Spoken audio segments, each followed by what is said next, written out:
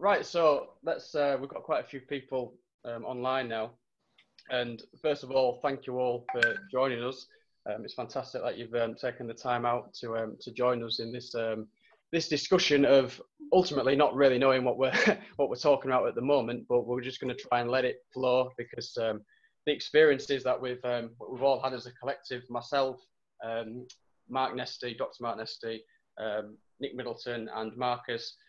We've all talked about potentially doing something like this, and this is obviously it's come to fruition at this bizarre time, and it seems like a perfect way to maybe share some insights, some thoughts, and you know, just some ideas with everybody as a bit of a freebie.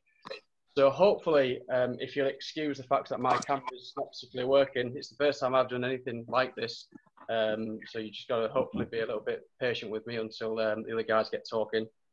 And yeah, first of all, I think that the agenda of the evening would be a case of just a quick thank you to Pete Myers this afternoon, who's kind of set this up properly.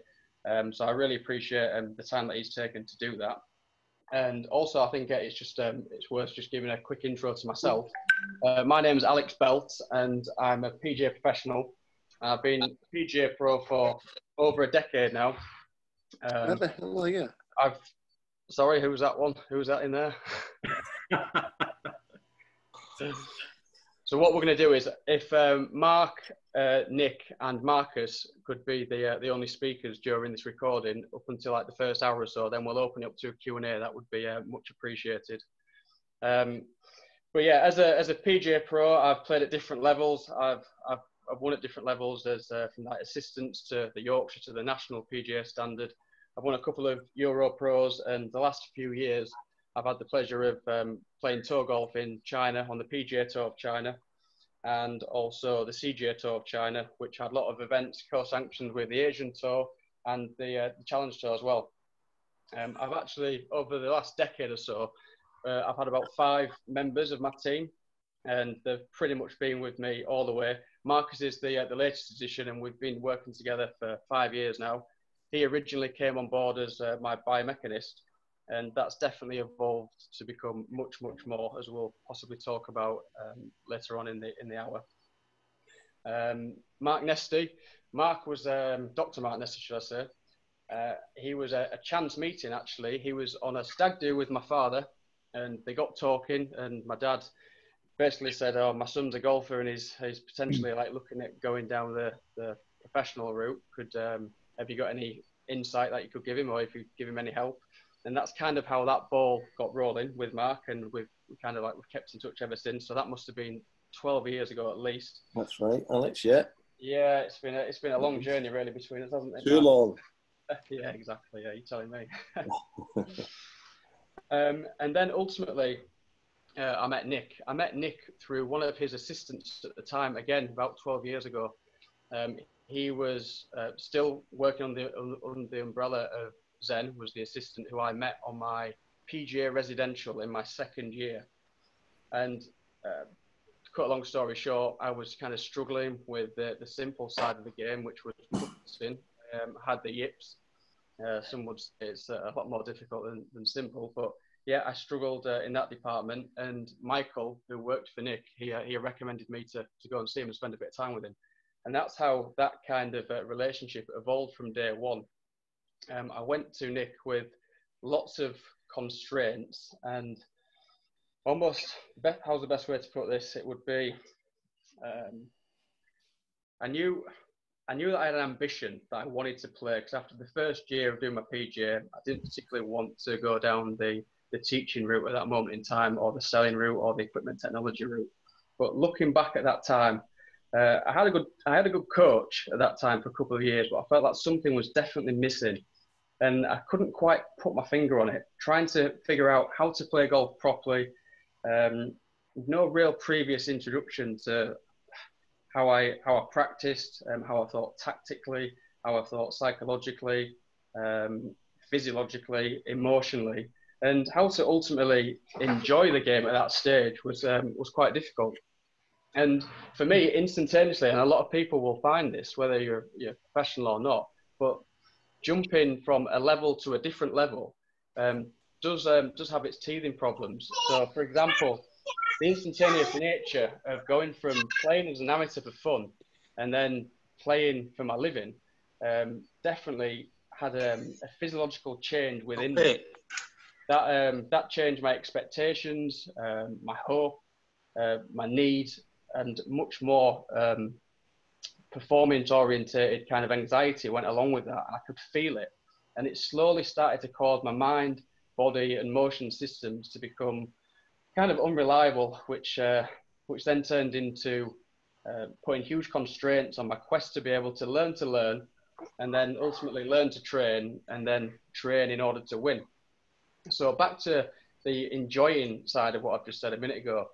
It sounds corny and cliche, I get that, but over the years, developing a deep understanding of what this means in a physiological, humanistic capacity has basically, has much more meaningful sense in lots of different aspects of life. And I think that this is a particularly good place to start, especially where many of us are starting to maybe become bored, and the insight of what coherency actually means and its effects on all of our everyday being, and its profound effects on how we learn, move, and ultimately perform in a sense of the word with everything. So I think, Nick, if you would like to maybe kind of delve into that insight of the difference between what coherence and incoherence actually means relative to life and sport, I guess is a good place to maybe start. I'll do my best, Alex.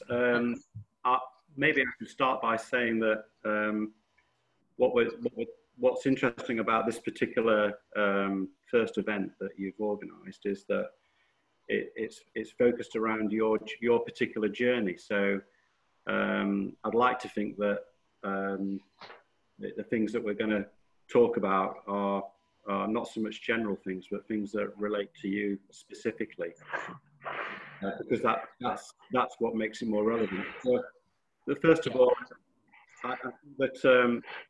I need to put the whole issue regarding managing anxiety, and therefore the issue regarding what's the antithesis of anxiety. Well, obviously it's to be in a state where everything functions coherently, and generally speaking, what you think is about to happen is actually what does end up happening. So to do that, though, I think you also have to sort of open up an area called philosophy. When I set the business up in the late 90s, well, middle to late 90s,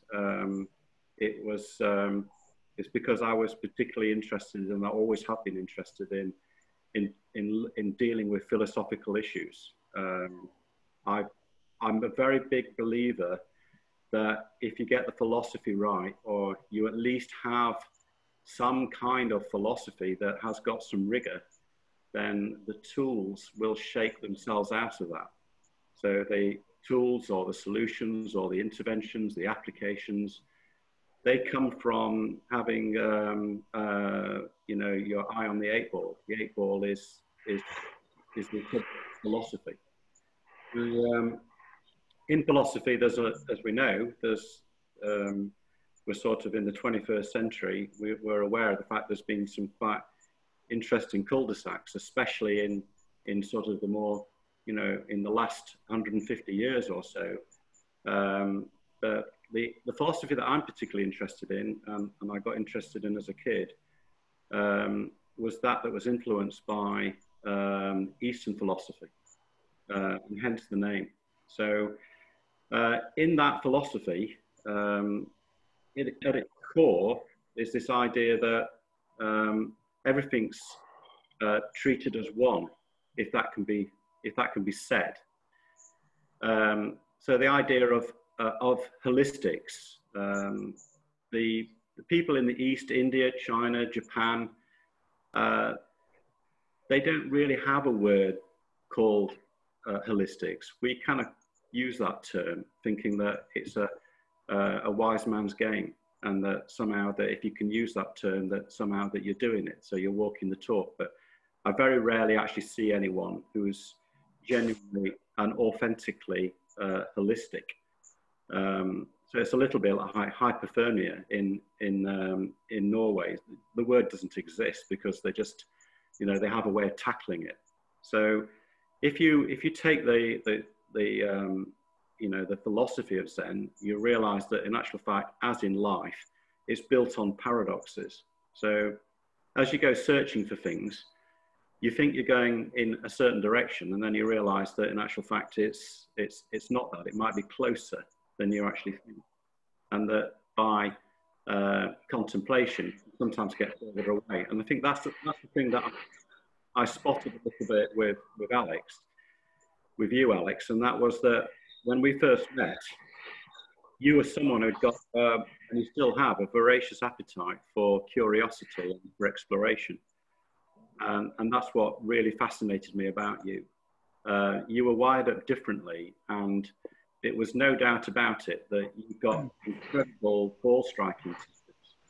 And the other thing that you got, if you remember that very first session that we did at the Hallows, is that you could literally send the ball anywhere within range, exactly in your own imagination before you struck the ball. And you could do that better than if you consciously tried to do it. And so, if you will, there was the perfect example of what I would call complete coherence. You've got like an end-to-end journey that was founded in your imagination, and you have the ability to be able to send that image into your body, and your body did the rest without having to get too involved. So when we start talking about coherence, I think that ultimately the game is that coherence is an area of existence where there is no fear, where there is only the aspiration to be as free and as mobile and as inventive and creative as you possibly can be. So my definition, if there is a philosophical definition of coherence, is getting into heaven while you're still in earth. That's really where we want to be. And in golf, we have this incredible game where we have the opportunity, with it being so chaotic, with it being so dynamical, we have the opportunity for us to be able to become quite philosophical at the same time as having to do the nuts and bolts of the functional things in golf. Eventually, you've got to hit the ball. You've got to move the ball from one place to the next. It's a purposeful and deliberate act. But what happens before that? And to me, it's about getting the invocation right.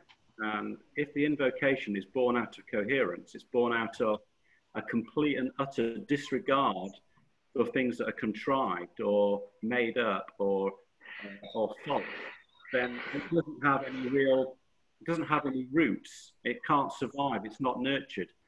So to nurture and to grow coherence, you have to be really honest and you have to be really authentic. You have to say, this is me and this is what I do, warts and all.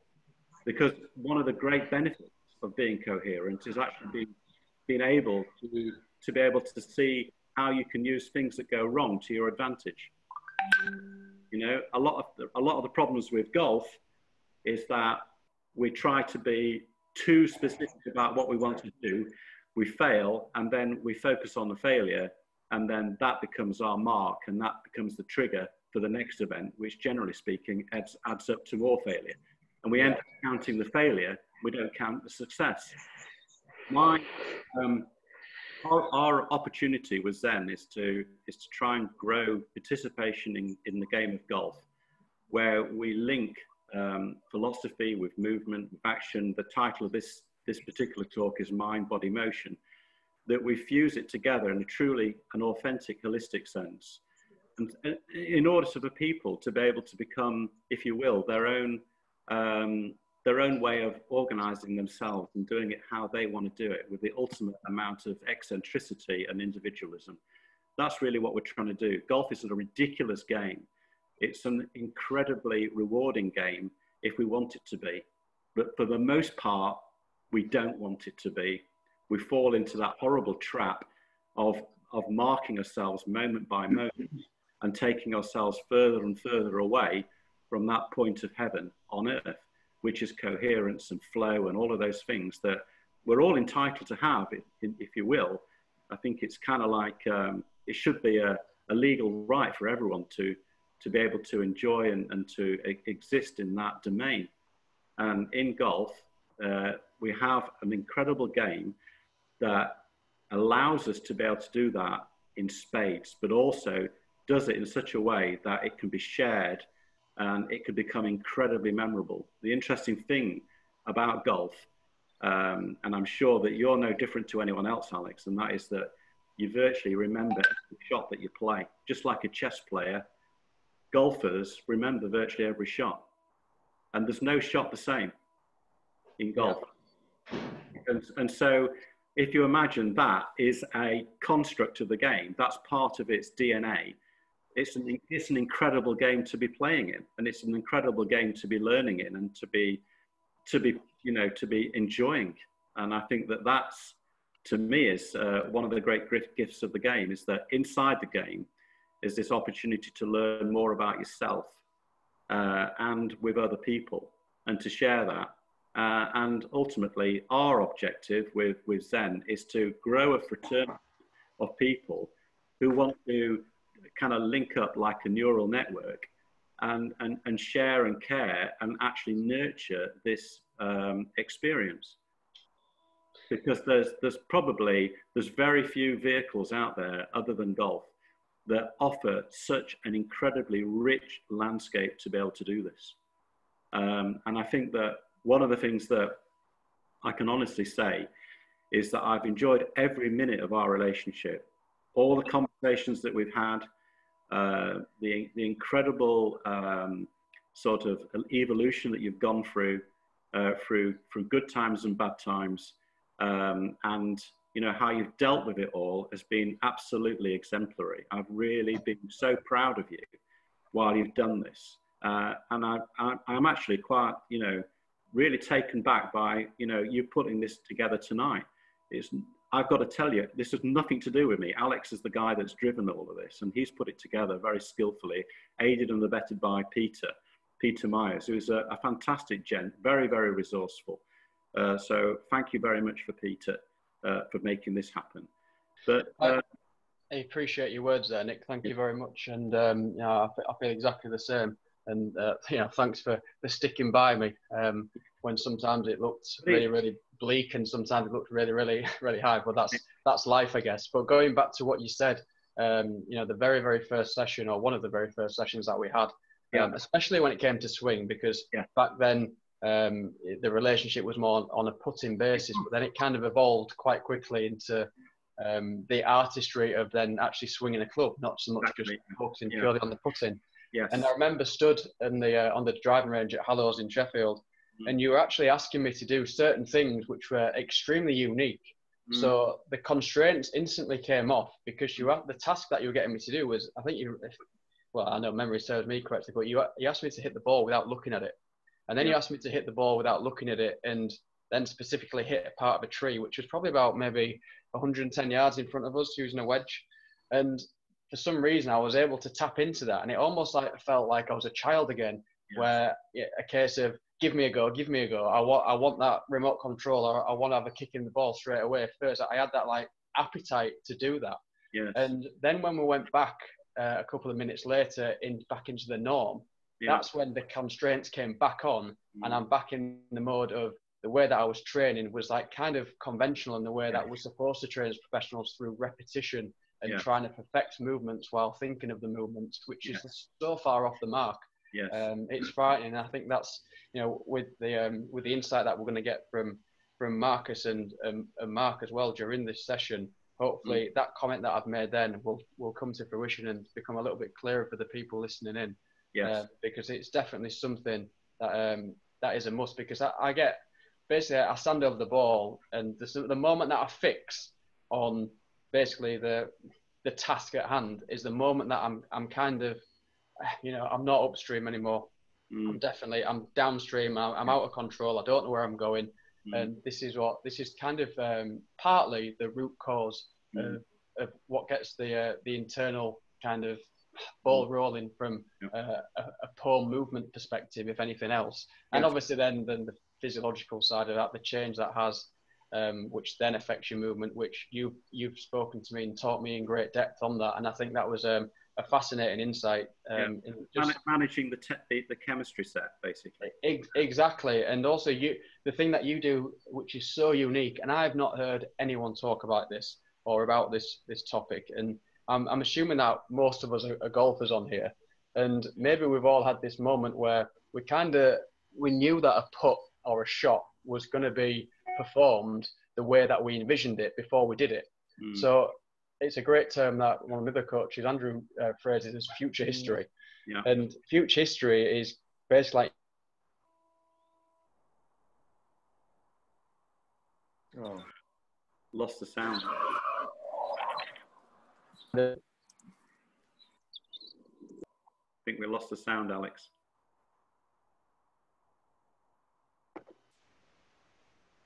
Alex, are you still there?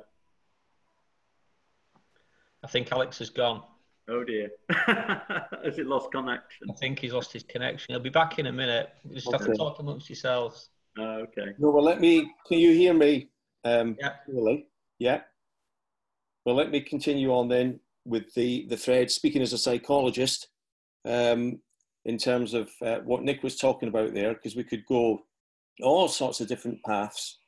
We could go into philosophy, we can go into some of the other things that Nick's spoken about holistic approaches, about Eastern approaches. But instead of just doing that, let's just stay with the flow idea, coherence as Nick's described it. And he said everybody's entitled to that, and every single one of us have actually had that many, many times. In fact, we lived the first 4 or 5 years of our life mostly in that state, and it's called play. And children exist in that state. Now, I've done a lot of work in the last 20 years with Premiership football clubs. That's the bit of work that I've done mostly. And the very best footballers that I've seen managed to retain a childlike quality when there are millions and millions and millions of pounds at stake. And that, unfortunately, in our culture, for a long time, for maybe even several hundred years, we won't go back to the root cause of that. We could be here a long time. But play doesn't have an objective. But the whole idea of play most certainly has an objective. It most certainly does. Play is desperately serious. If you watch children playing, they are desperately serious about what they're doing. They're intimately serious. Just because everybody thinks play means pleasure, everybody thinks play means not serious. Play is desperately serious to a child. It is very clear that they're attempting to achieve something. What they're not doing is trying to build a car. This is not the Industrial Revolution. This is not science. This is the other element of life. This is where, strangely, you are in control by giving up control. And that's what children are doing. They're lost completely in one task. Children don't just play willy-nilly. If you watch them, they're quite clear that they're focusing on something. It may change from time to time, but they're focusing on something. And that state, flow, which Mihaly Csikszentmihalyi, I know sure many of you have read Mihaly Csikszentmihalyi's work, professor at University of Chicago, one of the top American psychologists of all time, writing about the flow state with heart surgeons in Chicago. Let me change my point, and that their play doesn't have an objective of achievement. It certainly does. It depends what you think achievement is. Heart surgeons were describing what they were doing in terms of playing, and they were attempting to save lives, but they were talking about in the moment that it feels as though that they are focusing immediately on just this task in front of them. They said most certainly they were not thinking about what would happen if certain things went wrong. That's when they pull out and they get into anxiety. But they were focusing on the moment in front of them, attempting to achieve the best piece of surgery in front of them. This is not me speaking now. This is top surgeons in Chicago speaking. This is top artists. These are basketball players at the NBA speaking. They're saying, what a mistake this is in the Western world to view play as non-serious, to actually think that it's only the East that actually has this holistic perspective.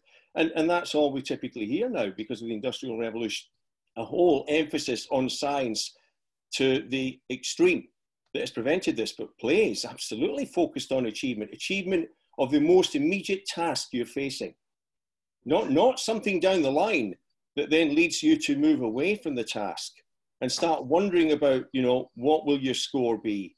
Will you make the cut? That's irrelevant. That's in the future. Alex just spoken about future history. That's in the future. Children don't do that when they play. And the heart surgeons, so I'll finish on this. The heart surgeons were absolutely adamant. Their most exhausting, best surgery that was lasting 4, 5, 6 hours were when they said they felt as though they were playing. And they were focusing immediately on the task in front of them, the immediate cut in front of them. That's achievement. Bloody hell it is. Don't achieve that and you've got some very serious lawsuit in America. So I understand what you're saying. They weren't looking way ahead. They weren't doing what we have been doing as psychologists, some of my colleagues, talking about goal setting, saying, look to the future, look to goals, trying to get into a mind of calculation as though we're doing some kind of scientific study. They weren't asking for that. They were saying that they were lost in the moment, which is paradoxical. Paradoxical, and there's a huge word that should apply to all of our coaching and all of our teaching, I think, is paradox, is gaining control by giving it away. By the most easy part of golf, Nick's world, putting, being the hardest part of the game. I totally understand. Only once in my life, after reading a book called The Inner Game, did I allow myself to pick the club out of the bag and hit the ball without even thinking about it, and the ball landed near the flag on the green. I couldn't believe how that happened because I had no control over it. Only once in my life did that happen. How can I achieve that multiple times? Because there's a couple of things here. Tim Galway was describing the teaching, and then Mihai Csikszentmihalyi as a scientist then put the research behind it. Superb stuff. And Tim had gone to the East to study Zen and martial arts. So wonderful. But actually your mind wasn't empty. You were, now let's not go back to that moment, but you are, the mind's never empty. It's always thinking. What this is talking about is one thought. You were thinking one thing, whatever that was. It doesn't really matter what it was, but it would be something pretty immediate. It certainly wouldn't be 4 holes down the line. It would be something pretty immediate, whether it was your grip, whether it was a feel, whether it was a vision, whether it was an image of what you do. You had one thought, because the surgeons and the basketball players were saying, no, my best moments, ironically, despite all the training and all the effort I put in, the best moment is when I leave that alone and I have this one thought. It has to be a relevant one thought. That is so difficult to do unless you're a child. Unless you're a child, because the children do not have ego. We have ego. They do have ego. But ego is the problem in this game. That's our challenge. That's, and there's no point in imagining that it can be removed completely. But the very top athletes, the top players, the top golfers, the top tennis players, the top footballers I speak to all the time, when they have their best moments, can barely describe it because all they've been doing is lost in the moment on one thing. The most I totally agree. Yeah, and that takes preparation. That takes what Nick's talking about, a philosophy that actually requires you to say, wait a minute, I'm never going to master this. Hold on. This is never to be mastered. This is about me attempting to master myself, knowing I will never fully master myself. It's more than that. It's about giving up control. Well, that's the same thing. Giving up control and recognizing that you actually do not own anything in that sense. And that's so easy to say, and what a wrestling match that is, particularly when you've just hit a good shot, particularly when you've just done something good. Do I know it? Because I can remember the next tee very, very clearly, and the control was back and the result was gone. May I ask you a question, Mark? Yeah. Yeah. We're talking about control now. How can we give something up that we don't have in the first place? No, you have got some control. Oh, we have it. Really? You have it. You picked the damn club up. There's some control. You picked the club up. Yeah. That's a choice. You've looked at it doesn't matter a choice, but you've tried to control something. You've made a choice to control something. You pick it up one end. You have a stance that you're trying to reproduce. We're not saying here that you're not to do these things. The surgeons used all the knowledge and expertise that they'd acquired and then released it. This doesn't mean you just turn up. Otherwise, we're all redundant. All the coaches here are all redundant.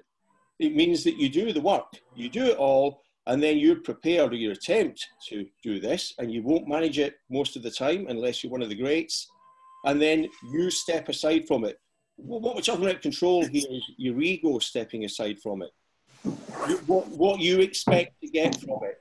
Because bloody hell, you've been working really hard on the range, hitting loads of balls. You deserve something, you shit. Sorry to swear, but you don't.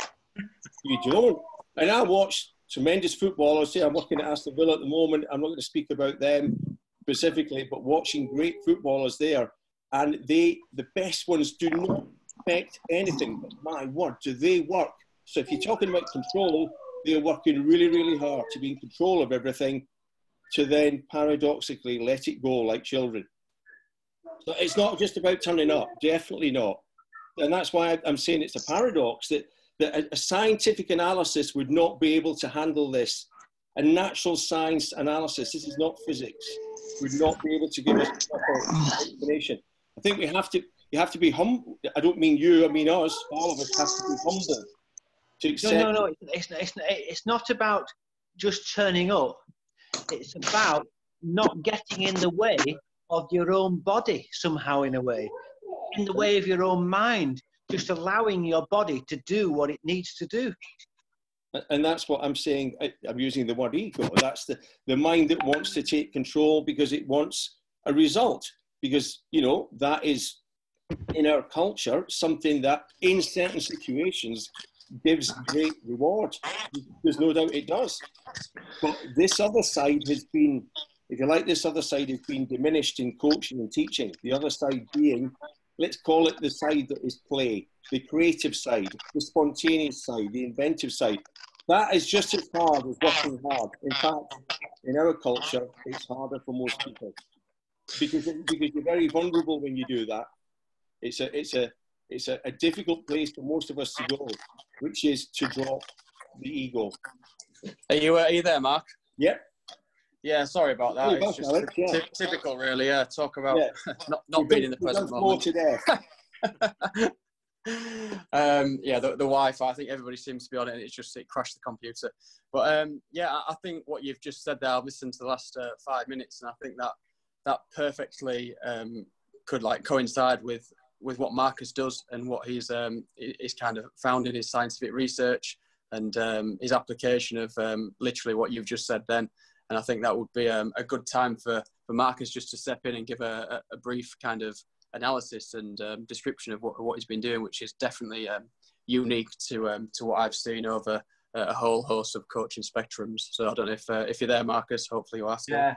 I think it's interesting, that conversation there, Mark, because it can appear that we're not really comparing apples with apples when we're talking about elite performers, but it's actually that playful mindset that helped them develop that skill in the first place. It's not because some people, it's fair comment to say, oh well, they're really skilled, they can let it go, they've got all the attributes, they've got the confidence, the skill set, but it's actually that mindset that created that landscape for them actually to develop those motor patterns and that really expansive map in the early stages, and start to really react to the affordances that this game offers. And so they start to develop their skill very early. And I think this is really interesting because when I first met Alex, I saw a frustrated genius, really. I saw someone who was very, very creative. He's not a genius. And we've had many comments on this, many chats and conversations with and without Alex. And sorry, pal. It'll all come out tonight. But I think the thing is that everyone can relate to it, the trials and tribulations of playing golf. And essentially what someone was alluding to earlier, I think it was Dave Robertson, was really practice design. And how do you create an environment for you to allow yourself to organize your movement in a very, very specific way with a clear intention, and allow your body, essentially, we say lose control to gain control, but the body can create movement patterns by loading its musculature in very different ways, but producing the same movement. So when we're looking at how a body moves, if we're looking at the aesthetics, even 3D, that's not telling you how the body's loading patterns are being created, and it doesn't show you the full integration. And so, to enable us to access potentially what is our best golf swing, how do we know what our best golf swing is? I think some of us may never have even experienced it. We think we have. We've had that one golf shot that came off and we think that was it, and we can't repeat it. So is it kind of that we were just blessed for that one shot and it came off? Or is it the fact that we've not probably spent our time focused in a very productive way? We've really been kind of focusing on, and this is where I saw Alex in the first stage. I saw him almost going back to a beginner stage where he was trying to freeze his degree of freedom. He was trying to create an ideal kind of swing, a movement pattern, which creates in neuroscience what's termed pruning. So what happens is you have a motor map and you start to expand on that map with multiple patterns. I measure these, but that only gives you half the story really. What that player's reacting to, he, she, I will probably never know. There's so many different elements to this. Consciously, we're processing a certain amount of bits in the moment, but subconsciously, we don't really know what we're reacting to. There's a lot. I can maybe elaborate a little bit on that, Marcus, if you want. And yeah, it's okay. I think that when maybe the moment that you're actually talking about is the moment at Wentworth when I was fortunate enough to play the BMW, and prior to that, my swing felt quite free, and you know it was looking all right, whatever that means. And the moment that I kind of got mixing with the big boys, as it were, and you're thrown into the arena and that environment of, you know, almost like fighting your nerves, your nervous system's almost like it's going chaotic because it's an environment that I'm not used to. It's very, very different from playing on a EuroPro tour to then teeing off on the first tee where you've got maybe like 1,000 people around the tee and a little bit of a stand, and all these like horrible thoughts start to go through your mind of missing the ball or topping the ball. Even like your hands potentially going to be shaky when you put the tee peg in the ground. These are the stupid things that the mind conjures up. But with the insight from Nick to start with about trying to get back into like a coherent state, that hugely helped me. But then the only problem that I had, I geared up a lot for the first hole for some reason. I don't know why. The sort of 6 months prior to that, I prepared for how I was going to act, how I was going to feel, and I did that really well. But ultimately, when I got onto the course, my mechanics just didn't hold up, and I could feel that I was trying to go back to type. And this almost like this flooding sensation of like cortical state running through my body, almost like allowed. Alex, it wasn't the mechanics; it was the mental side that didn't hold up. The mental. Well, yeah, I think maybe Mark and Marcus could elaborate on that. It's obvious to me. It wasn't the mechanic; it's the mental side. Your mechanics are fantastic every single time. I mean, you come to me. And we talk about a quarter of a degree every time on your wedges and stuff like that. So it's the mental side that didn't help, not the mechanical side. No, I just wanted to say, because on reflection, when Alex played at the PGA, I mean, to you or I, it's a very different experience to what it is for Alex playing the PGA at Wentworth with the eventual winner. And yeah, I don't know whether that helped or not, to be honest. I'm playing against a guy who was having like the week of his life, and I don't think in PGA Tour history that any other player, when they've been playing with this player who eventually wins, I was clapping him whilst I was playing with him after some of the shots here. I mean, he could have easily shot 59. Now we don't. It was in the zone. It was beyond harm, wasn't it? What's interesting is that golf course allows for 0 error. So you or I watching Alex play, looking at the aesthetics of the golf swing, looking at how well he hits a golf ball, they're not meaningless, but they're not the true story. They're not the true picture of what actually Alex is experiencing and how he's actually feeling inspired and confident and able to see a shot and play the shot. Because this goes back to when I first met Alex as well. I saw him go very much internally focused. So we've got a guy who could perform, this guy was a high-level performer, very high skill set, a martial artist, really. Every kick, every throw in the book. But as soon as the pressure, or perceived pressure, I would say, as soon as the mind started to become distracted, that affected his reaction. That affected then how he started to execute movement, and he started to become more internally focused. And then he started freezing degrees of freedom, tightening up, trying to revert back to a swing tight that he felt. It's the same for all of us. How on earth do we get over that? Well, that's why we're having this conversation. So we're leading up to it. Yeah, love it. If we can have the Q&A at the end, is that all right for everybody? Because while we're in mid-flow, yeah, fine, okay. Jumping in, it kind of changes the flow of it. Alex, I think some of you may have come into the chat later on, but Alex did say at the beginning, he said, if you don't mind, at the end, we're going to put like half an hour to one side if we don't overrun too much, Zoom allow. But if we can do the Q&A then, because we've got quite a lot of content to get through really, which hopefully will answer your question, Paul, because very few of us actually apply ourselves in a way that's actually productive. We think we've been productive, but we probably, I think, just putting the hard hours in, and sometimes we can be developing that, what Mark alluded to earlier, is that sense of self-entitlement that we deserve. We deserve reward. I've done the time. I'm gonna get some rewards from it. But no, it's not always that way, is it? No, that's why we're on this chat. Yeah. So it's kind of, because but what we've been led to believe over years and years and years of conditioning is that there is a mechanical solution to this, and we apply ourselves in practice. Well, there is a mechanical solution, though, isn't there? Yeah, but everybody's got a different solution. No, I know. Don't get me wrong. I mean, I'm a dart player. I love golf. I'm better at darts than I am golf. But my God, the parallels between golf and darts are out of this world. But the darters can't ever believe that their swing is wrong. I don't know. I disagree. I've taught a high-level darts player who's Which one? Who had the yips. Well, he had the he got the dartitis. Can't say his name, but he's beat Phil Taylor. I've had dartitis for 3 years now, and this is why I bring this conversation up.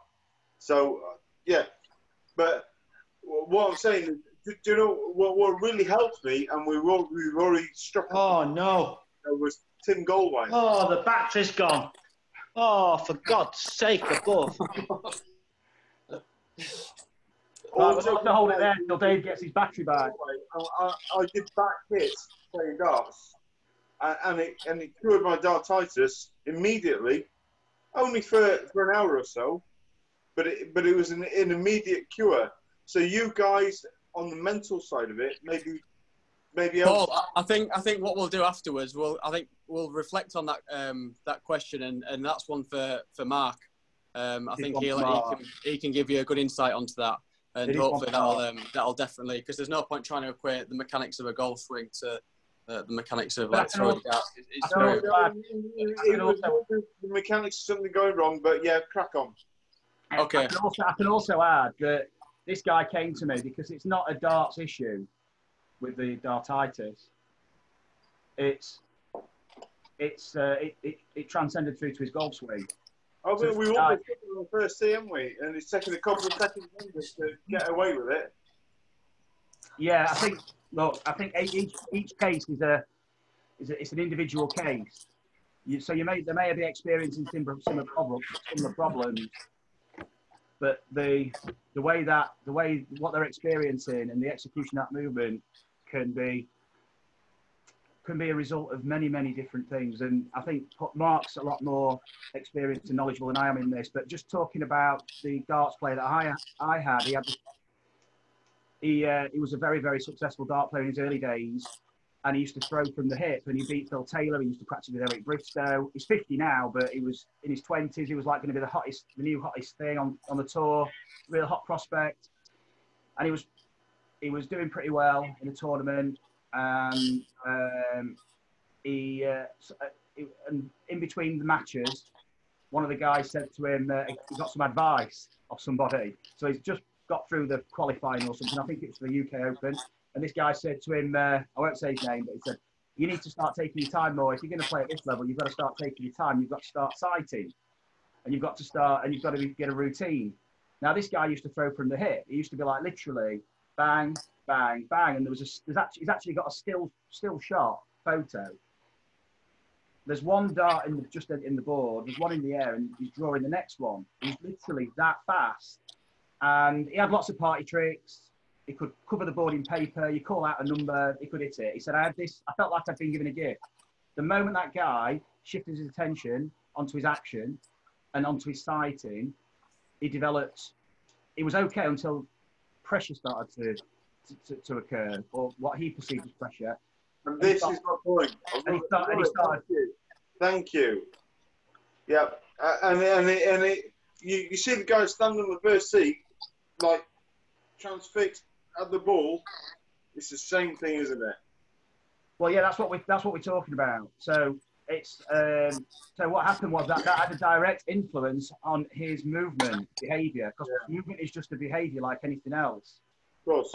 And so it's just another extension of your behaviour. So perceived events. I mean, anything can happen. Everything and anything affects it. So to pinpoint specific variables and focus on them mechanically is a reductionist approach, and it potentially denies you the opportunity for further exploration and actually the discovery of your optimal golf swing or play, because you're actually conditioning yourself. You're applying a set of constraints which in your mind are kind of ideal, and maybe through coaching influence or another coach's belief system, this is how you should do it. Yet you've not really given yourself an opportunity to explore and be that child in the playground. And actually, but in a very purposeful way, because I think what we were talking about earlier was intention. Where was the intention, and how do we allow ourselves to react to that intention, and then how do we shift? How do we start to explore by adapting that intention, and then developing a sense of awareness and a recognition of what is actually taking place. Most of us don't. Well, we don't have that sense of self where we can just see something. For me, it's that awareness. Isn't it? It's awareness. Exactly. So this is where I went with Alex. So I saw when I met Alex, I saw a guy who was used to success. This guy could hit a golf ball standing on his head. He could hit the ball. He could hit a 3-iron 230 yards without thinking about it. Step up. One of the best golfer I've ever seen. Yes. Yeah. Yeah. But he's not winning European Tour. Marcus, I'm sorry to interrupt, but there is a lot of comments here about Paul keeping quiet, because up to now there's been great flow and he is spoiling the party.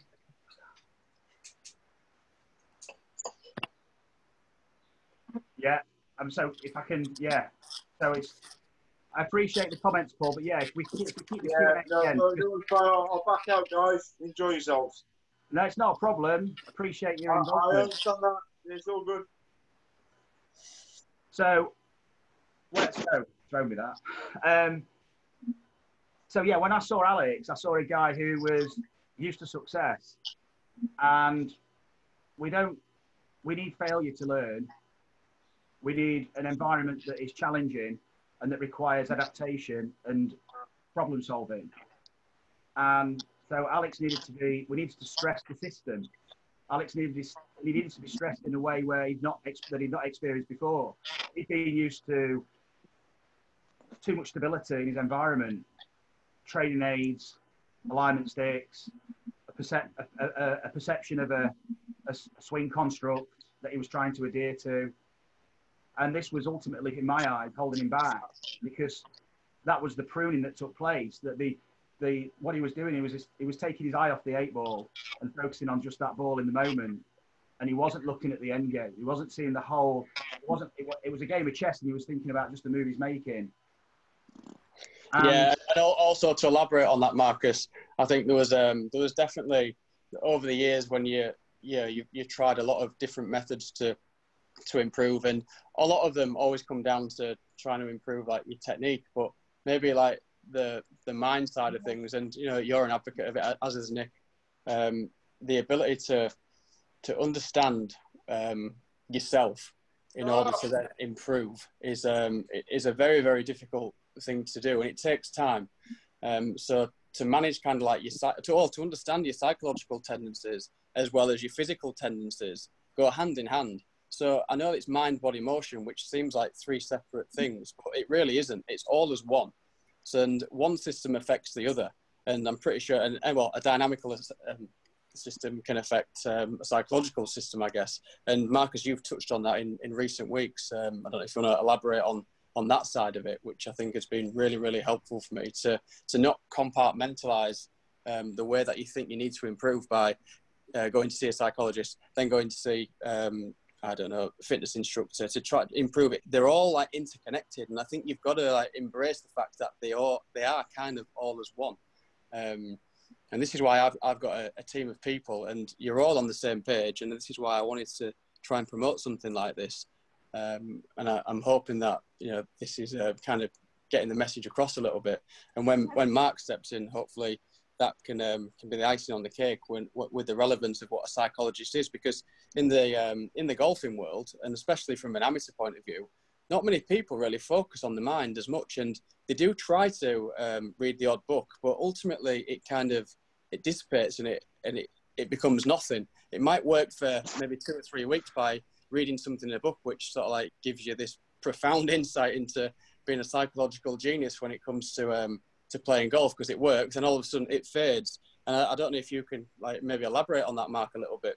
Just on that subject. Yeah, just maybe take it on a little bit as well. That, you know, thinking back to meeting you, but lots of other close skill performers, whether they were batters in cricket or darts or snooker players, all the close skill people. There is a shared environment, a shared set of demands there, and a lot of the literature, books, and other ways of getting information was saying use mental skills, learn to use imagery, visualization, pre-performance routines, goal setting, meditation, all of those things.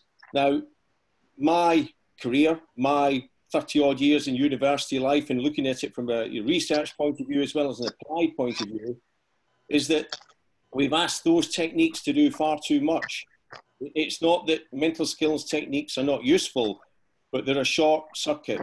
They're in a sense, best used when you've got what Nick spoke about in the first 5 minutes, a proper underlying philosophy, a holistic underlying philosophy that's about development of you, that sounds so impractical. In our Western world for 200, 300 years now, it's sounded so deeply impractical, but it turns out to be so practical. And that is, who am I? What am I doing when I go out to play golf? Is everything, literally everything that I am, involved in what I'm doing now? Because if it is, you've got no chance. You can't be completely the thing you're about to do. It doesn't mean you're not 100% committed to it, which sounds again like, mathematically speaking, doesn't make sense. But what we've heard are lots of well-intentioned, I think it's well-intentioned in most cases, individuals, sometimes psychologists, sometimes coaches, trying to sell a panacea. Quick fix, mental skills training, lock it on. That's the way the Western world works. That's the way science works. You buy your stuff, you chuck it away. It's usually made in China. You buy it, you chuck it away. You buy it, you chuck it away. Not good enough. Absolutely not good enough, because it means two things. One, you're deeply disappointed because it's not built for that. It's not meant to be that. It's meant to be integrated into what you do. It's not meant to be bought off a shelf. And usually, if it does work, it's half placebo. So it works for a period of time until you start to think a little bit more about it, and then it loses its effect. And now you're doubly disappointed. So mental skills training, absolutely nothing wrong with it. In fact, it's wonderful, and the research says it's effective. But in my experience, and I've been an applied sports psychologist for 30 years, at a range of levels, from elite pro right the way through, my experience is that mental skills training works best when it's locked onto a philosophy, when it's locked onto a person who, and that is not what our coaches spend much time on, and you can understand why, because it sounds as if it's going to be vague, fluffy, airy-fairy, and it turns out that it's none of those things at all. And if I just finish on this just for a moment, because I'm seeing too much here, so allow somebody else to speak, maybe Nick. The toughest and hardest working environments in the world, i.e. the military, specifically the special forces around the world, all have a philosophy, an ethos, a spirit, a way of operating that the individuals have to try and subscribe to. So philosophy has got a bad name because of philosophers. Philosophy in the West has got a bad name because of philosophers. Philosophy could not be more important to performance in sport as everything else. And if you want to understand what pressure really means, you have to say specifically what that means. And if that pressure means extrinsic motives like actually money counts for everything, or status, or my ranking is everything, well, that's a flawed philosophy. It's not that those things are not important. Absolutely they are. But if that's all you have, you're screwed. This is thousands of years of Western writing by philosophers on this. And Nick was speaking earlier, the Eastern sages have been writing for the equal period of time. It's just in the West, unfortunately, in my opinion, we've been ignoring them because they're not scientists. And I say this as someone with 3 degrees in science. So philosophy meets science. That's where we need to be. That's a deeper debate. But mental skills training, promising to turn the world around quickly and easily, that's so consistent with our culture, it's so flawed. Should have stayed in America. Off you go, Nick. Hi. Follow that, Nick. Worried about the noise in the background, guys, but thank you very much. Yeah, I think that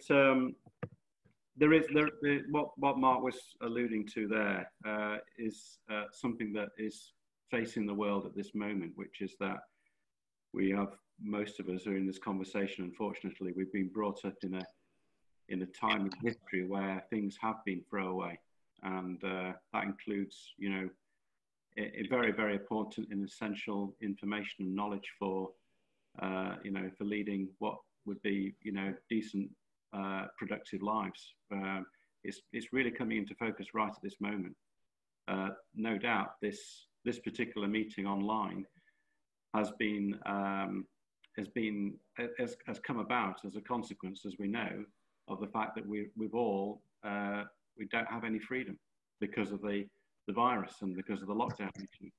And that's what's caused us to think. And obviously, I think it's at the times like this, it calls into question exactly, you know, what are the things that we really genuinely need in life.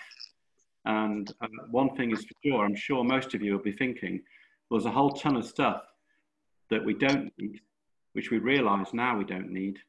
And the other thing is that, more importantly, we as a species have got a limited life, and the planet that we're living on, which we're killing, is desperate for us to get our head around the bigger issue, which is the environment.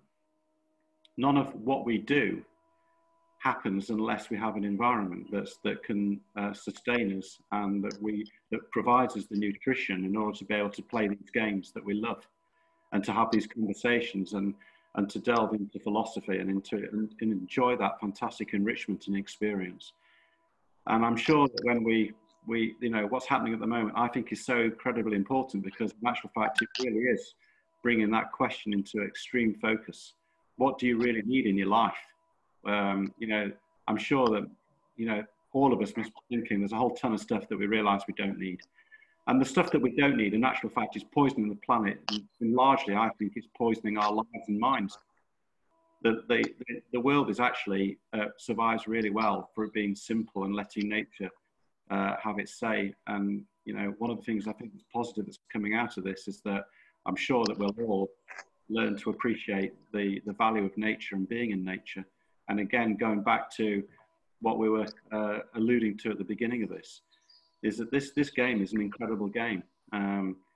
We are constrained at the moment for the current situation to play it in our heads, as we're doing right now. We're playing this conversation, and in our heads are these fantastic images of what it feels like to hit a golf ball.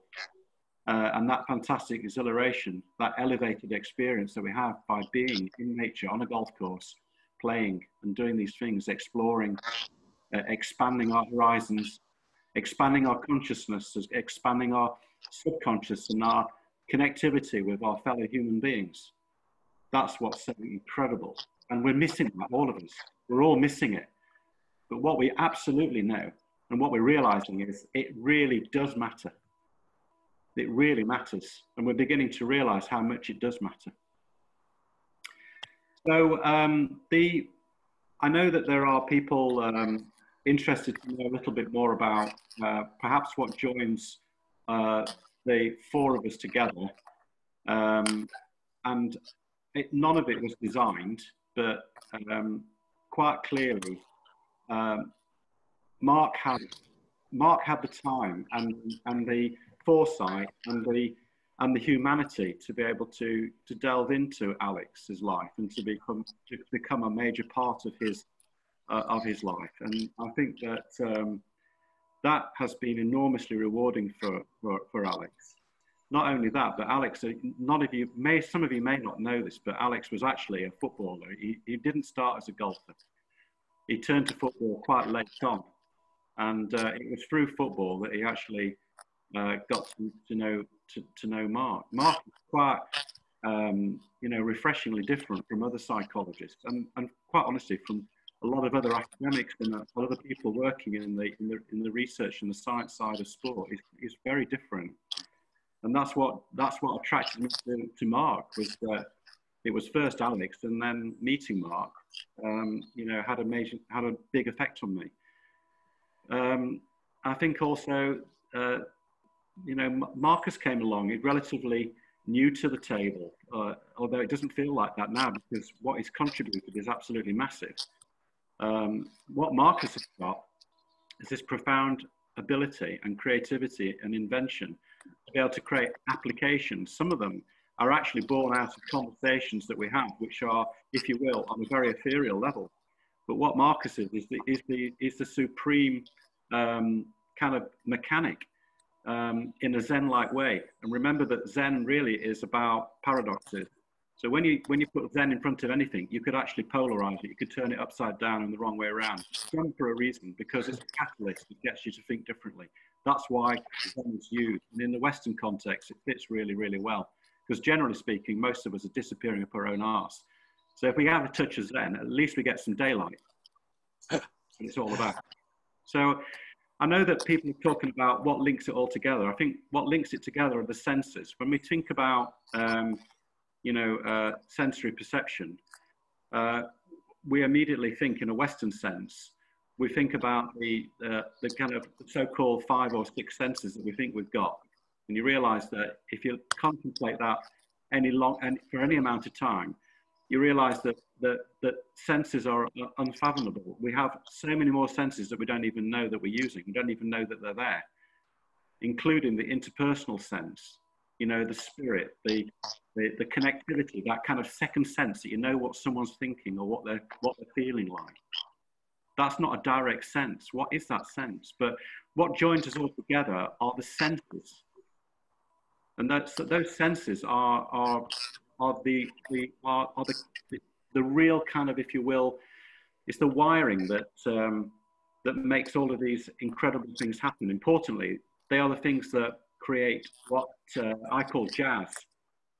So jazz happens when you put things together and you don't have a particular plan. You don't have a particular, you don't let your ego get in the way and try and dictate what's going to happen. But you have the real desire to want to play and to have fun, and to, out of that, something magical happens. As I said before, golf is great for that opportunity. It actually perturbs that system. It perturbs our system to make us go out and actually do things like that, create that magic. The other part of golf, which is interesting, is that the conversations that come out of golf. And the reason there are a lot of interesting and quite deep conversations about golf is because the game is a dynamical game that actually encourages that to happen as part of its chemistry, but also it's a byproduct of its action. So it's kind of like it's an eternal thread that has no kind of, like a Klein bottle, it has no kind of definition. It makes its definition by action. So it's not something that you can just do and plan and make happen, because it never does. You have to jump in and you have to make it happen by doing it. And that's what joins all of us together around Alex. Alex is someone that learns by doing things. He learns by moving. He learns by writing. He learns by thinking. He learns by reading. He learns by doing all sorts of things. But at the heart of Alex is this kid that's got this incredible and insatiable appetite to want to carry on through curiosity, to learn. And that excites the fuck out of everyone who's around him. And so to a certain extent, he's a kind of walking, talking, dynamical system that encourages other people to become interested in delving into this subject, because it's an incredible subject. It's an unbelievable subject. And out of it comes all sorts of future thinking. Now, what I think that, I think that would be really useful the next few minutes is for maybe for Marcus, who hasn't had a chance really to say too much, but to talk a little bit about some of the applications that he's working on at the moment and the success he's having with this kind of new way of coaching, which joins up all the senses and creates these incredibly enriched experiences that become individualized and encourage this eccentricity. It turns into individualized art, turns into expression. I'd love it, Marcus, if you don't mind, just to give some people who may not have come across what you do, but just give them an update on the sort of things that you're looking at the moment, because I think they could stimulate questions and also stimulate some content for further shows like the one we're in at the moment. Yeah, yeah, thanks. I think Jude just said it on the chat. I think engage the senses, and I think you've expanded on really how many senses we potentially may have. I think we don't really know. I mean, what our potential is. We're exploring all the time, and I think that's what we have to do. We have to challenge ourselves and affect a change in our behaviour, and then we start to create reference of where we were before, and we start to create a map. I think Alex Alex, are you there? I am, yeah. I'm listening. Out of everything we've done, I know recently some of the stuff we've done really resonated.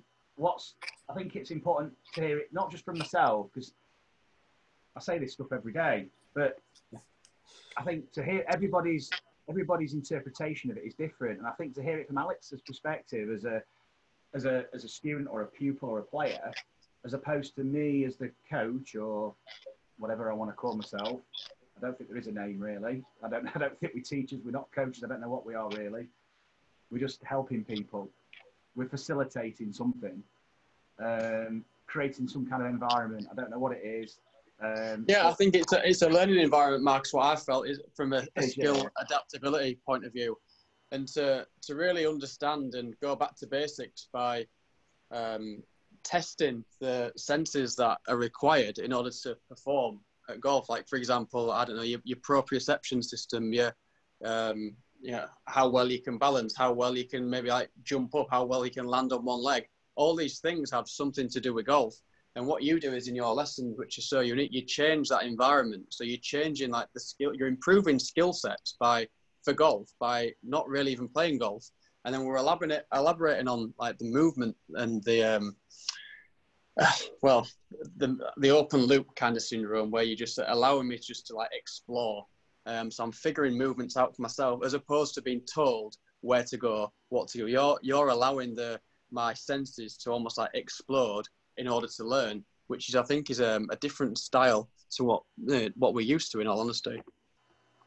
It's like hearing Mies talk to me, right, Alex? I don't know about that. Yeah, it's an exploration, and I think that what I'm really focused on as well is having some rationale behind it.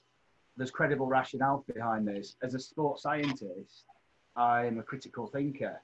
So yes, there's a lot of things that aren't definable, cannot be rationalized. We just accept it, I think, and we have to accept it. Neuroscientists will will discuss that. How much we know about the actual human brain, how much we know about the body. We're learning all the time. So Stephen Packer's just put guided trial and error, and it is a journey of self-discovery. As a biomechanist, I'm capturing data as well. So I'm looking at behaviour, and I'm quantifying it, and I'm looking then at patterns, and I'm looking at how you move in response to certain stimulus, certain tasks, and then I start to create a map of your movement, of your behaviour. Then we can start to delve into that map, and we can start to explore through adaptation of the learning environment. So we start to, at the same time, with measurement. So measuring what actually takes place that the eye can't see, because we know from 2D camera, if you all look at your golf swing on a camera, and then you think about how the swing felt, and you look on the TV, and you think, man, this golf swing doesn't look how it feels. So there's already a disconnect between perception and action. And what we're actually doing is a big interplay of all, it's a dynamical systems approach. It's an interplay of everything.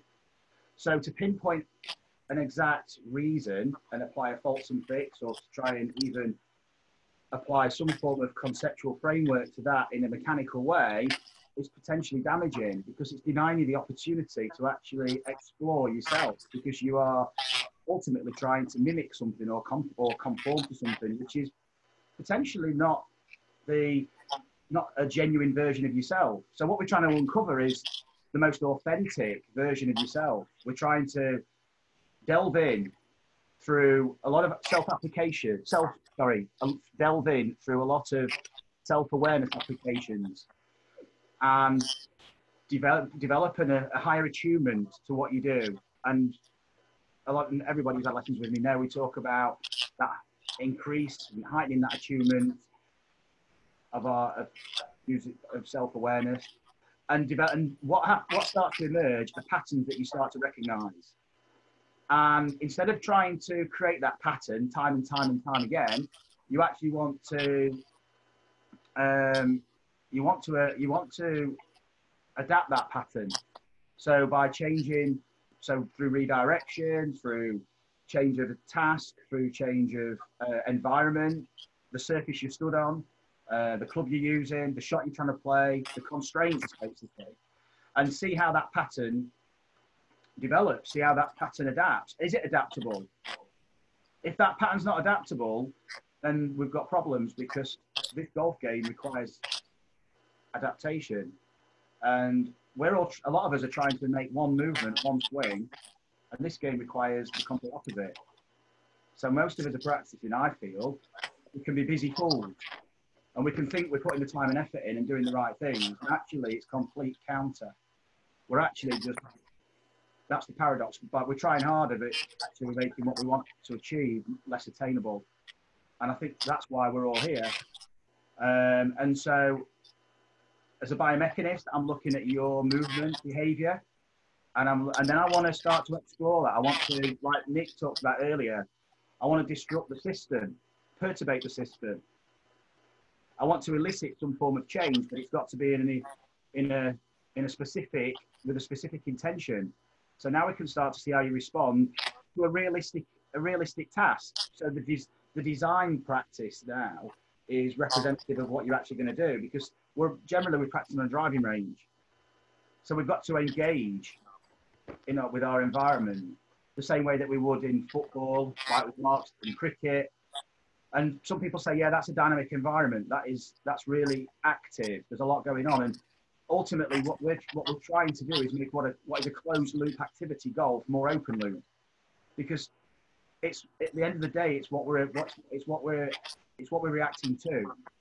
I think Mark's the person to elaborate and talk further on this, because I'm looking at it more from a biomechanics perspective and movement behaviour, and I think it's a mind-body motion philosophy, and it's so intertwined that language is very important too. The self-talk, the way that you contextualize what you're actually trying to do. What does this game demand? What is the context? What is the purpose and of you making movement? What's the intention? Why are you picking a golf club up? What's the intention? How do you intend to move? Do you have any recognition of what you're about to do? Are there any maps there? And so if we're always in a stable environment, the body's never challenged in the way that it needs to be to perform on a golf course. So what I'm doing is I'm creating highly challenging environments, which can produce high level of failure, to be honest. But that's a coach's job, or whatever we're called. That's the job to adjust the challenge point so that there is, so Brendan said good and bad intention. So that's being judgmental. So we've got to approach this with a non-judgmental. Thanks, Brendan. Appreciate it's a good time to answer that, really. I think we have to be, and I think this moment that we're all in, this challenging moment, we have to accept the situation we're in. And that's something that Alex was struggling with his game. He was struggling to accept failure. And I don't think he experienced failure enough in his practice. And so therefore he was in a very safe environment in his practice, going into a very unstable and variable environment and expecting what he practiced to function. And it's the mindset that he was taken into that environment. You don't find your game on the golf course, you take the game to the golf course. You have a skill set that you're adapting. If we're going there and hoping that we're going to find some swing and use some kind of faults and fixes, some kind of elastic approach, some thought of the day, yeah, that might work for a certain amount of time. We can have positive attachment to anything. We all know about the effect of placebo, and there's nothing wrong with that. It's very powerful. But does that have longevity in the context of what we aspire to? So with Alex, this is where I saw the disconnect, and this is where I had to very quickly start to challenge him, and both physically, intellectually, mentally, he had to start to become very introspective, and I think that's something that we all don't, some of us don't find very easy. Self-reflection, introspection, I think that's key for moving forward. And so I think I've spoken enough there. I think, Alex, if you want to push on from there. Well, I think that we're kind of over time a little bit now, aren't we? I know that that you've all got teas and families to get to, but just on that part that you touched on about positivity and it's not really having that much longevity, because often we've all been in the scenario of we've gone to the range or we've played around the golf and we think we've cracked it, and then as we know, the next time we go out we try and replicate what we felt and did at that moment in time, whether it was on the range the day before or on the course the day before, and we've lost it completely. It's completely gone. We are not that human anymore. And maybe, Mark, if you want to just finish off with that, because we've had some interesting conversations on that, which is kind of maybe people and general psychologists or sports psychologists may say, well, just remain positive and all this sort of stuff. It's all well and good, but you've got a slightly different take on that, haven't you? A couple of things on that quickly, because I know if we're going to do a Q&A, we need to get to it now if that's what you're planning. But just a couple of things. Let's listen to Marcus and then I'll pick up on your thing, your question, Alex. So I think when we work together, and that's how I work with, I've worked with 280 Premiership players doing confidential one-to-ones over the last 20 odd years. Lots of other elite athletes. You're exactly the same. This is not me. I didn't come up with this. I came up with this listening to them. The data came from the players. And the 50%, 70% of the dialogue in those confidential sessions with these players, these are elite world-class athletes, is about off-pitch, off-course. Nothing to do with on the course. Nothing to do with golf, but everything to do with golf. So talking about, well, we're talking about elite professional athletes here, but I think it's the same principle for all of us. If you say something's holistic, it means all sorts of things. It means thinking and emotion are you know, interplayed, dynamical as we described here. But it also means that what happens to you elsewhere, away from the 18 holes, away from the range, might be as important, if not more important, in terms of your performance, in terms of working with Nick, working with Marcus, working with a range of different coaches, looking at that which most people would rather not look at. Because it sounds as if you're prying, it sounds as if it's nothing to do with what an elite and performance athlete would want to do. And so I think that was a bit of a shock to you, Alex. I think you thought you'd come for sort of family therapy or something. And it's like, I'm not doing family therapy. That's the next job. It is. It's like, I'm doing holistic, which means every bloody thing is on the table. Because what you take onto a golf course is every single thing that you are and everything you want to be. So straight away, that makes the dialogue a different type of dialogue. It's more like a counselling type dialogue. In terms of the specific question you asked about there, Alex, really quickly, just to fix it. Positive thinking. Of course, at one level, it's an important thing. But the problem with positive thinking often is it leads to negative thinking. And you get into a cycle. So those of you who know the Galway work and you know the Csikszentmihalyi work and the stuff we've been talking about here, Zen and flow, in a sense, this is not about positive thinking, replacing negative thinking. This is just about thinking. This is about engagement with what's in front of you. There's no value attached to it. You're hitting a bloody golf ball. This is not a moral issue. There's no need to bring ethics into it and get silly. I'm being silly, as you know. So the curse, here's a phrase for you from a really clever person, not me, some really, really bright American. The tyranny of positive thinking has crushed the Western world for 100 years. The tyranny of positive thinking. And it doesn't mean don't be positive, but it means stop looking for... How do you feel when you come last? Stop looking for quick fixes. Stop looking for that, because the very best don't do that. The very best are hungry, are greedy to go again and again. It's not me speaking. That's me speaking about the world-class athletes I've been lucky to sit beside. Do I do that all the time? Definitely not. Do they do it all the time? Absolutely not.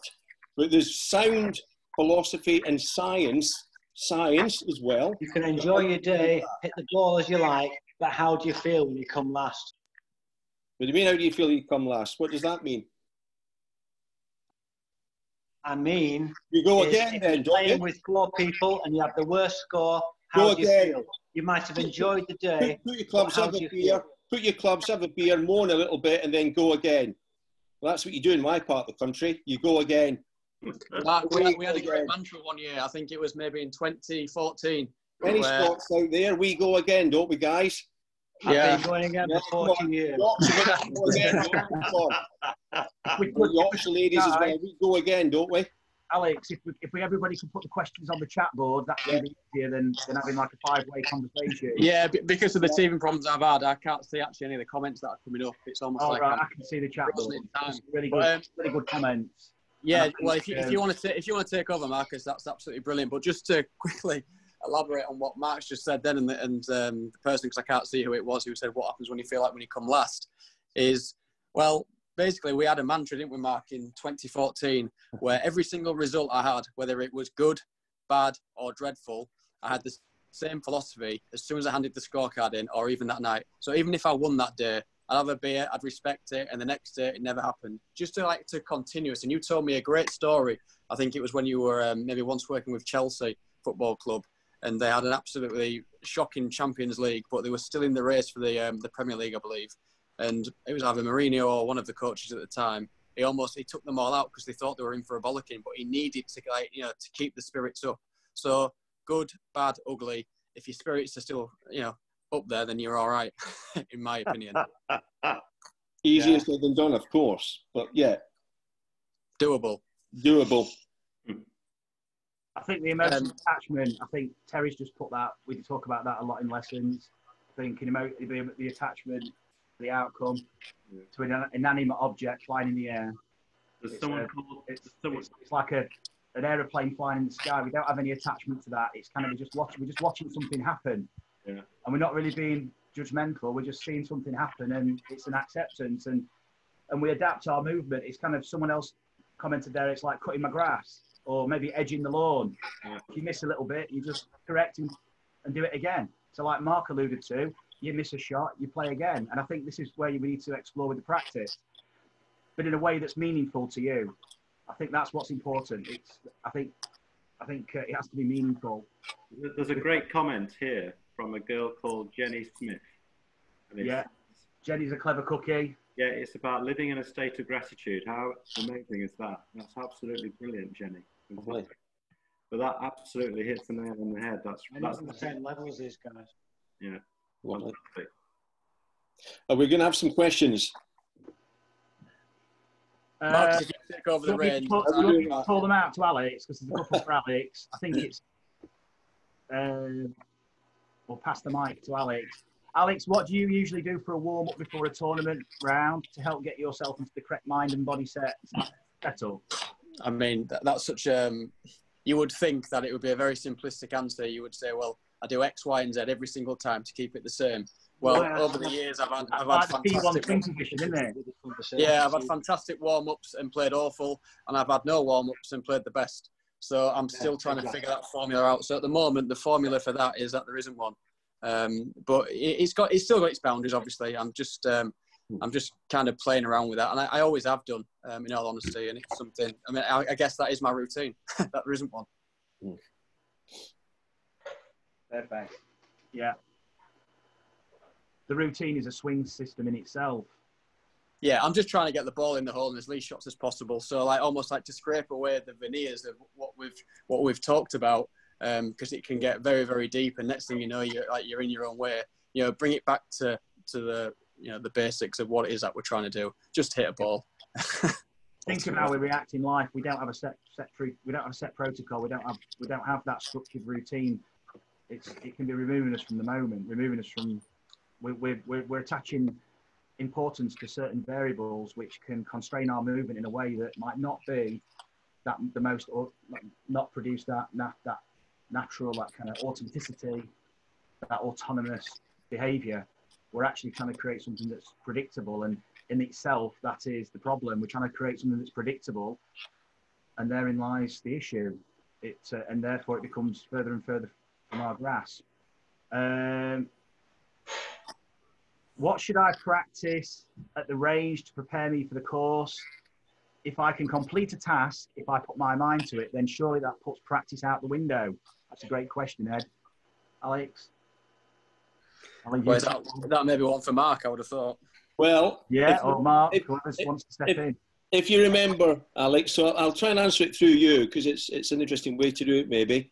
If you remember, and it is a follow-on from what you've just said to some degree, and if you remember, I asked you a question, not being a great golfer myself, but knowing something about the game, and asked you a question in terms of, so why did you go and hit 450 balls after that shit round in that performance? Why did you? And you looked at me, and you were dying to say, you don't know anything about this game. You're clearly not, in tune with what this sport's about. Why did I? Because that's what you do. That's what we all do. And if I do that work, it's guaranteed to get my muscles firing, to get my and all the rest of it. You explained it to me. And you went away. We never resolved it there and then. But you yourself you've just said, you've been wrestling with that this game, and it's not the only one, but there's something very special about the demands of this game. The game is almost set up that as soon as you think you've actually got it through some formula, you haven't got it.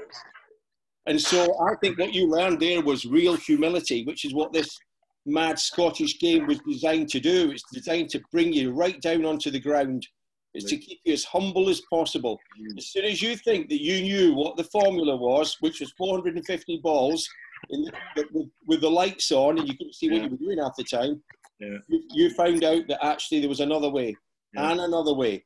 And the real key, I think, is and Marcus has said it, both Marcus and Nick both said it, that are you actually doing something meaningful? Have you engaged, or are you treating yourself like a bloody robot? You're bigger than a robot. We're more important than robots. And then you made the call. I said, what do you do? And you said, I've just been in an event. and I hit 50 balls. And how do you feel? I'm shitting myself. That's called positive existential anxiety.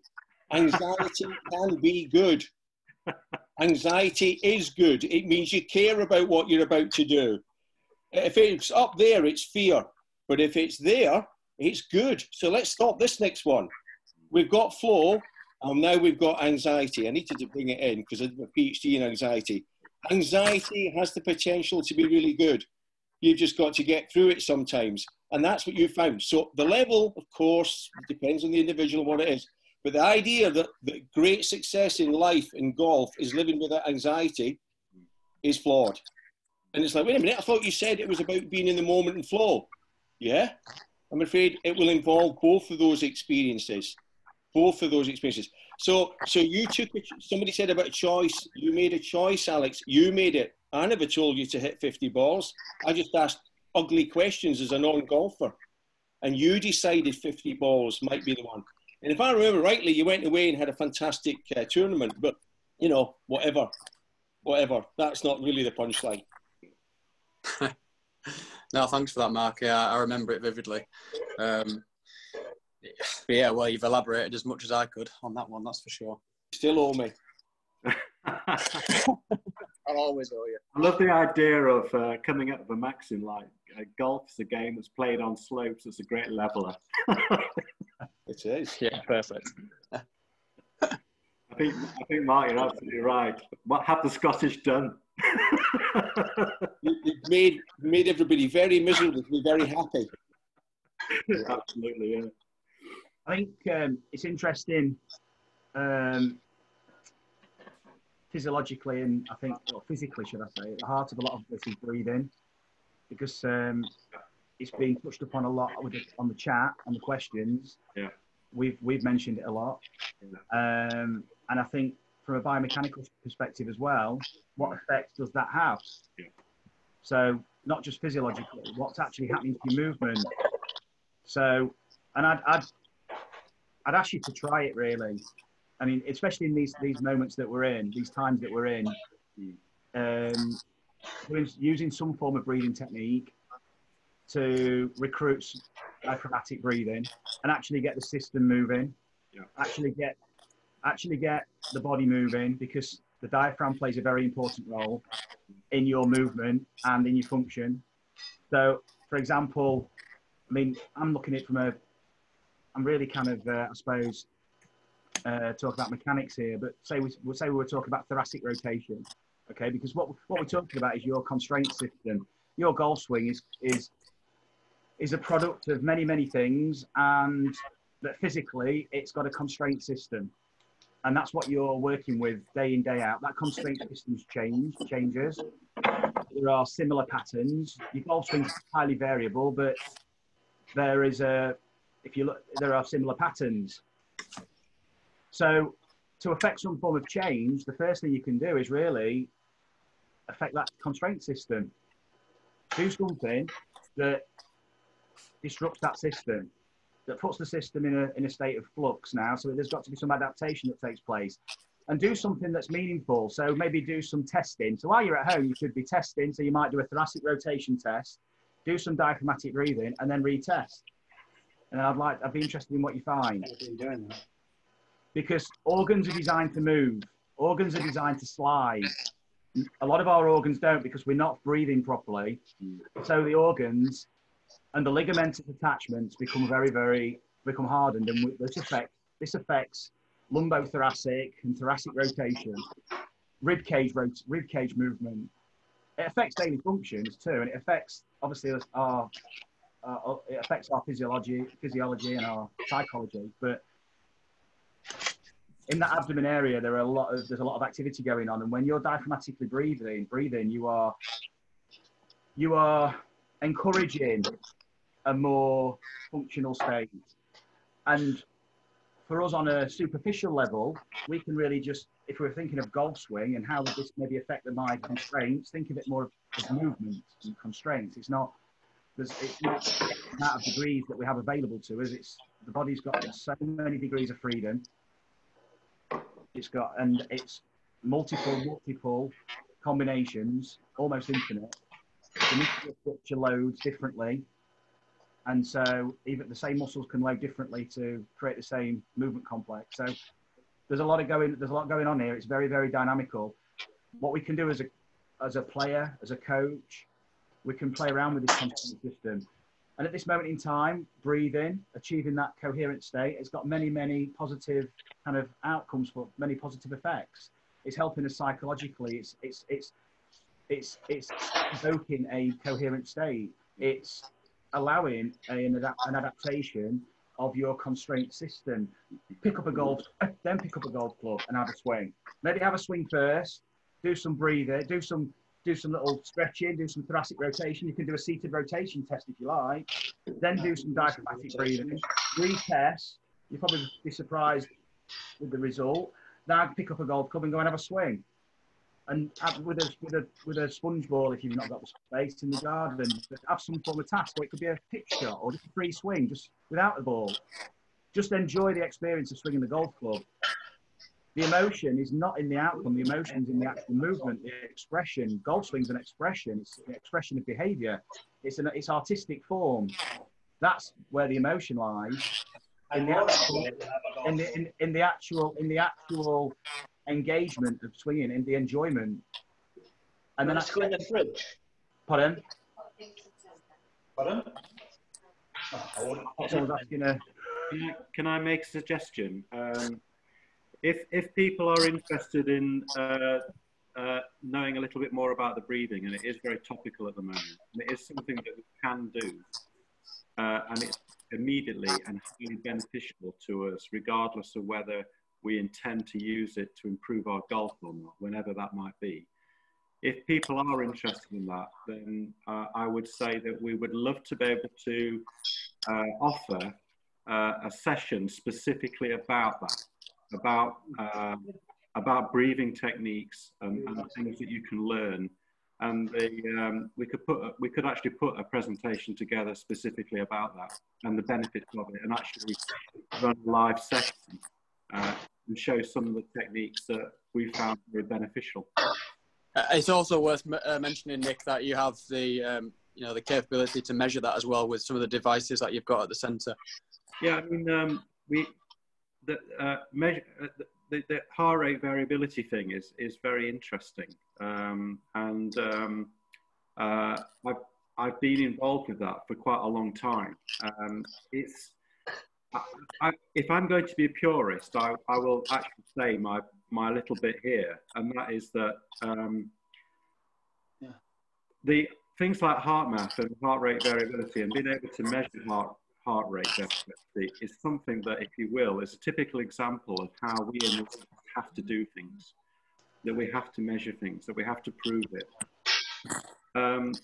The best breathing systems that I have seen are ones that have been used in India and China. And they go back thousands of years, and they're an actual intrinsic part of their culture. So it's important to them as much as eating and drinking. So they've been doing it for thousands of years. And quite honestly, I think that when Western sort of, I call it an industry, came along and came into being, and we know the history behind it, but the first thing it wants to do is quantify and capture things and then somehow package it and sell it. So there are systems out there that measure it, and they are actually, in fairness, they are very useful for our culture because we tend to doubt. And so sometimes you'll find that people are more prepared to accept the judgment of a computer than they are of, say, a trained practitioner. My personal experiences, I found heart math to be fantastic at the early stages. It was brilliant. And it helped me to be able to gain confidence with people I used it with, for them to start to experiment and understand the value of it. But what I will say to you is that it's certainly got its restrictions as well. I genuinely believe that some of the systems that we're using now that are derived from the Leisha system, that are over 6,000 years old, actually work far better because they in actual fact they involve movement, and they involve emotion. So instead of us having to think about measuring it and seeing whether we're making any progress, we detach ourselves from that obsession with the Visha system. And anyone who's interested in knowing a bit more about the Visha system, we'd be very happy to bring those from that organisation and actually run an online session. So that's something which we'd like to be able to offer for those people who might be interested in delving into that area. Yeah, that's great, Nick. Thanks very much for that. And thank you, Mark, for joining us, and Marcus. Interesting. I think what we'll do is we'll leave all our contact details on pretty much where we advertised it. So obviously on the Twitter handle and Facebook, etc. So we'll put something on. So keep your eyes out for that if you wanted to take anything further or ask any other questions. But I think that's it for now, really. Alex, sorry to interrupt, Alex. Brendan asked about get us on our feet and try a little something. Not that I want to step in or anything, but get yourself some spiky balls, get yourself some toe spacers. Toe spacers. Okay. And experience something different. Okay. Yeah. Experience something different. Don't just do the same thing. Use the breathing. Yeah. Experience something different with the ground. See how your body reacts and responds. We've got to. Sensory input creates motor output. So play with that sensory input. Yes, definitely. Okay. So, and our feet are our connection to the ground. So it can all start there. So what a great time. You're doing a lot of walking around the house, in the garden, barefoot in the garden. Most people's feet are severely, I would say, affected by the shoes they've been wearing for decades. That affects your interaction. That affects how the whole system adapts. It affects how you swing a golf club. I will probably touch on the research that I've done, the scientific studies that I've done with gait cycle and golf swing on another session. I think I was saying, Marcus, that if between now and the next time we meet, if people, because they're inside, take your freaking shoes off, wear your bare feet. Get rid of the slippers. Just get rid of all footwear completely between now and the next time we meet, and see what happens. And spend time in the garden. Get the hose pipe. Wet the grass, walk on damp grass. See how to nature. Yeah. Let's rewild. Fantastic. Perfect. Brilliant. Right. Thanks very much, everyone. Thanks, Mark, Nick, and Marcus. Thanks, guys. Thanks, everyone, for watching. Thank you. It was great. Very good. Stay safe and all the best. Thank you. Thank you. Everyone. Thank you.